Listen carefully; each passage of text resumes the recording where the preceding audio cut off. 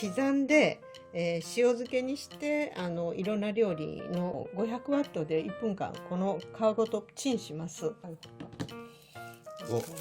こういうことか。そうそう、つるんって。うわ、すげえ、早い。早いやろ。プロセッサー自体が。だから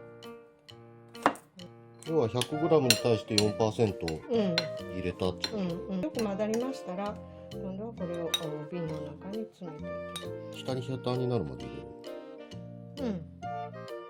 今日は今年採れたニンニクですけども、これを皮を剥いて刻んで、塩漬けにしていろんな料理の下味をつけるために漬け込んでおこうと思います。これは刻んで、塩漬けにします。で、塩漬けにして、その保存するっていうのと、もう塩味がついとるから、そのなんていうのかな、いろんな料理にこう、割と気軽に使えるようになるよってこと。それと、ちょっと量が多いんで、まあ半分は塩漬けにして、瓶も小さくって使いやすくするために、100g ずつに小分けにして、一つはオリーブオイルにして、一つは塩漬けにしようと思うよね。で、まあ口が広いんで、こうなんていうの、スプーンで取り出しやすいように、ちょっと小瓶やけども口の広い分にしようと思います。まず丸ごとで今年はあまり出来が良くなかったんで、丸のまんまじゃなくても小分けにしてます。一遍ずつ。これで保存してあったの？いやいや、ちゃんと大きいのでぶら下げてあったんだけども、皮がちょっと割れたりしてるんで、もうバラバラにして、今料理しやすいようにしました。で、これは皮を剥くのがちょっと大変なんで、ニンニクの皮を剥くのはもう皆さんもご存知だと思うんだけども、500ワットで1分間この皮ごとチンします。やります。はい。500ワットで1分ほどしました。で、ここの下側の根元の方をちょっと切り落とします。そしたらこ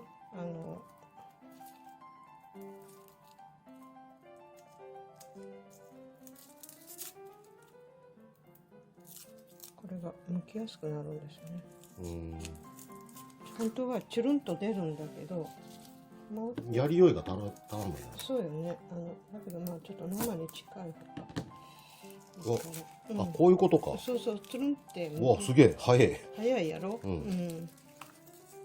で、まあニンニクの出来は良くはなかったんだけども、まあニンニクの形としては良くなかったけど、実はいい意味ないよね。薬も使ってないし、有機農法で。結構、確かに出来が良くないっていうのはそういうことなのかなと思うけど、この中にこうやって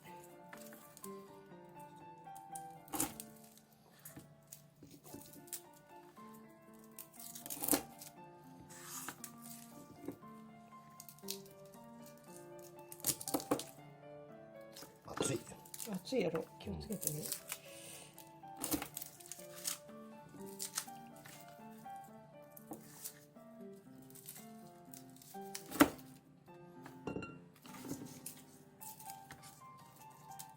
今こればらしてね、黒ニンニク作る時もこの大きさやったらすごく甘くできるから、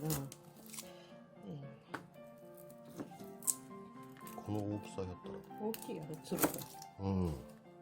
普通ペルのよりは粒大きいと思う。倍ぐらいの大きさかなってニンニクのジャンボニンニクじゃなくて普通のニンニクで大きくなっとるけ。あ、そうなの。大きいよね。あれやっぱ肥料とかの。有機農法で101が効くのかね、やっぱね。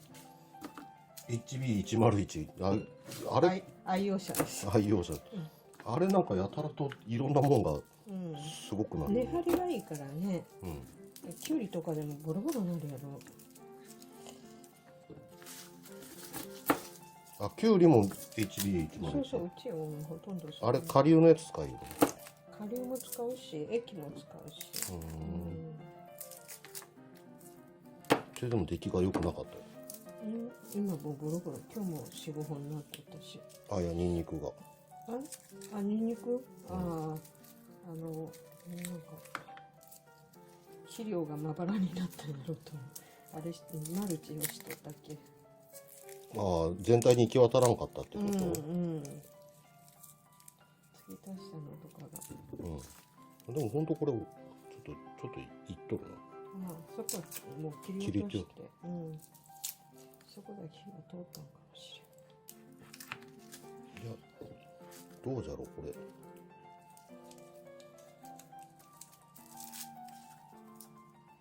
でね、本当はこうやってつるんと出るよ、ほらね。こうやってね、押すとつるんと出るのが本当なんよ。で、ちょっと足らんかったか、まばらに火が通ったかってこと。いや、大きかったからちょっと火が足りんかったんやろと思う。ああ、そういうこと。小さいのやったらもうつるんつるんと出るんやけど。だからこの色がこのちょっと変わっとるところはなんか剥きやすい。火が通ったから。他のより圧倒的に剥きやすい気がする。それはもう生で剥いたらこんなもんじゃないからね。チルンと剥きやすくなる。トウモロコシもそうやね。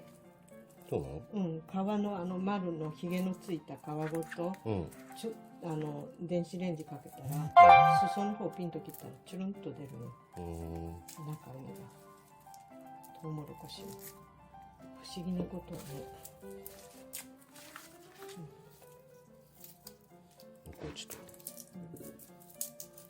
これをこうしたらつるって本当は出るってこと？本当は出るん。つるんと出る。これだけでもずいぶん剥きやすいけどね。剥きやすいね。電子レンジでやるとね。こ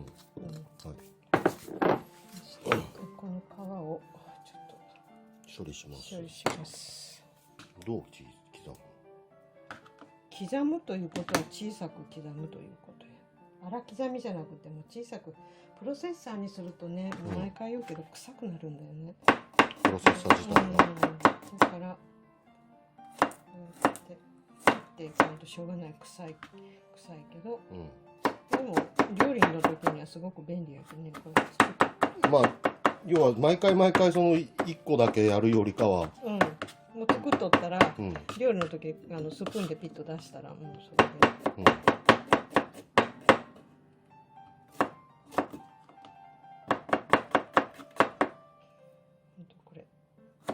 ニンニクを作ったら美味しそう。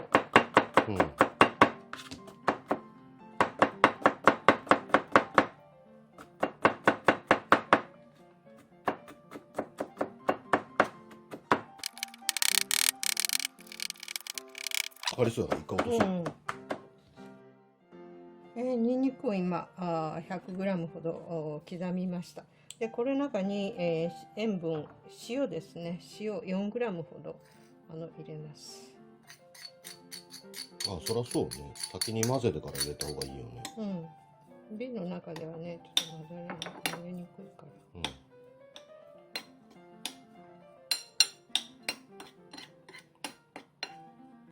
要は 100g に対して 4% 入れたってことね。まあもうちょっと多くてもいいけど、まあ 100g に対して 4% ぐらいが目安。これだけで調味料になるっていうのが割と素敵じゃん。きっとけどね、いろいろと使えるから。こっちもじゃあ測っとこうか。でこれで、測りました。でよく混ざりましたら、今度はこれを瓶の中に詰めていきます。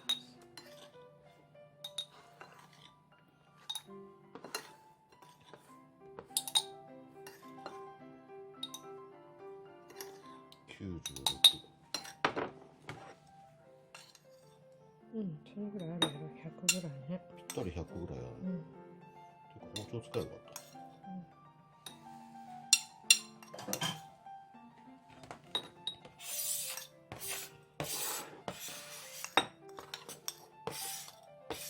赤ちゃんそっち外れとるよ。フレームアウトしとるよ。ないよそれは。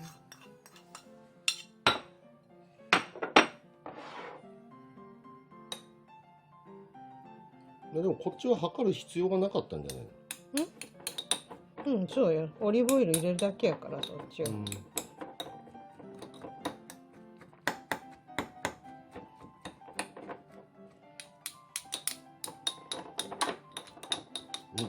上から詰めようってこと？しっかりぴったりね。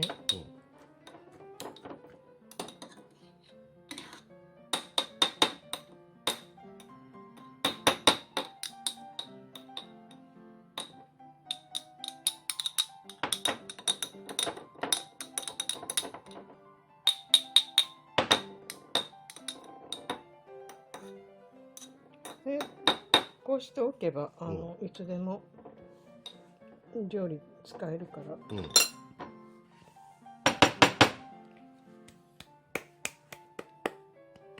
刻み生姜を塩で、漬け込みました。これでもういつでも使えます。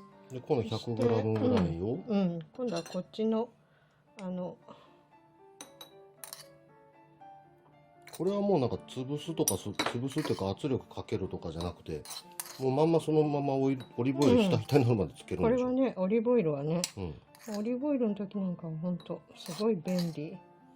イタリアン的なものを作る時に、肉をね調理する時とか、本当欠かせない。まあ大体あれよね、ガーリックとかって普通にその油敷いてすぐ入れて油に香り付けするから、最初からね作ってあったらね、すごく便利。楽っちゃ楽は。これでしょ。それをもうドボドボっと下にヘタになるまで入れる。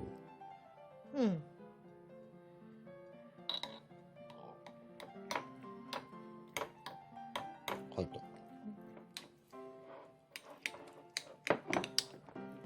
すげえ、なんか色味が売ってそうな感じの色味よね。これはねもうほんと変色もしないしね、そのまんまでいけるからすごく。これを取って料理に使うだけ。もうほんと使うっていうね。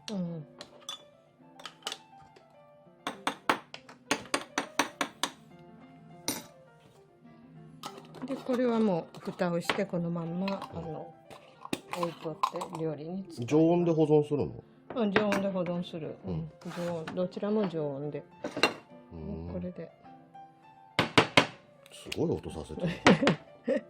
もうちょっと遠慮しようよ。そうね。出来上がり。はい。でこれをそのまま料理に使うってだけの話。そうそう。漬け込んで保存するっていうかね。っていうことでした。はい。